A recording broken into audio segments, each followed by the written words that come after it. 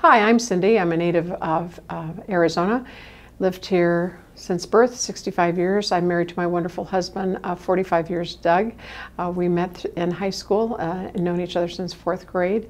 I have 2 wonderful children and I have a brand new grandson. I was a PE teacher for 10 years and ended up ending my career as a principal of 700 students K through 3. And I love to play pickleball. I couldn't quit hearing crickets. I would hear crickets. I've heard them for a long time.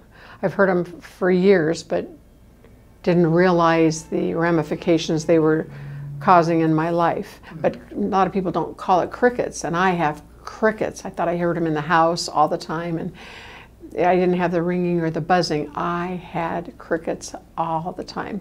The crickets controlled me. The crickets really were such a presence in my life from the time you got out of bed. I couldn't figure out when I was hearing them the most and when I wasn't hearing them the most and what was causing them, because I am such a stressed, anxiety, type A person.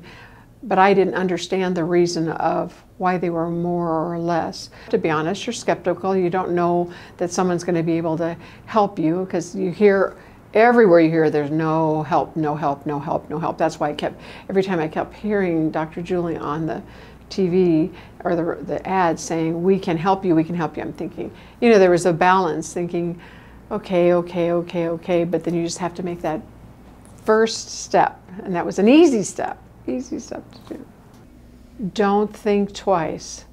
I thought about it and I perseverated, and then I lost 2.5 to 3 more years perseverating on this problem that I could have helped a long time ago when I was a principal, and I needed it probably more to help me with my moods and hearing all those things. So come in for a consultation, at least come in for a consultation. I mean, let them tell you what you can do if you're still skeptical, but that was the hardest step, to decide that I was going to do it and knowing that what was going to happen after that. But when you realize it's for the betterment of you totally, I mean, it wasn't just for my hearing. I mean, I think my brain is calmed down, my mood is calmed down, that don't wait.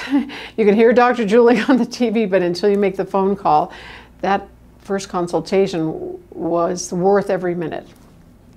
How amazing Dr. Hahn was to take the time to explain it to me. I didn't realize it was a brain function problem, as long as the hearing, but it was my brain telling my ears, they were hearing different things that, and all that conflicting messaging that they were doing. So for her to explain to me what was going on, and then I did have a little bit of hearing loss, but the first, I have to be honest, the first 3 months were a little tenuous, I should say, not rocky at all, but tenuous. I didn't know, what was going to happen and why my ears felt really weird all the time, having this new thing in there. I didn't realize that was going to take place. And then on top of COVID, to have a mask and then glasses and then hearing, that has been a navigational problem, but I've solved it thanks to Julie or Dr. Hahn telling me how to fix it. And now that I know, the headaches went away. I didn't have bad ones, but just all the things that you have to get used to, and constant having music on. I love music, but I didn't have it on 24/7. I didn't sleep with it. Now to understand why I have to have that for this whole entire process to work. So the biggest change is not hearing the crickets as much. I didn't realize the mood. Even though I'm a type A, happy, energetic person, my mood was dependent on how much I heard those. I never reacted on it. I hold everything in, but my mood, the anxiety level, I'm a type A to begin with, so that is all calmed down. I feel like I'm in a much better place to handle stress, with the whole entire training, with the hearing that I'm having, with the articles, and also with my hearing aids. I think it's important to let your significant other know the process you're going through and have them support you.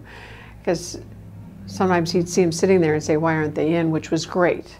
because I thought, well, I'm home and I'm playing pickleball, I'm going to sweat. I wasn't trying to use excuses, but then I was trying to think of, I've got to put them in, I'm not going to put them in, I'm not going to. And he says, this is what we paid for you to do the whole process and the training. So that was nice of him and understanding. And the music at the bedside, it's real important that you have someone that will help you, a significant other, a family member. I think that was really important. This training and hearing aids have given me the opportunity to calm it all down. Like I usually don't hear unless it's really, really quiet. Maybe I'll hear a little tiny cricket in the back, but like that's not very often.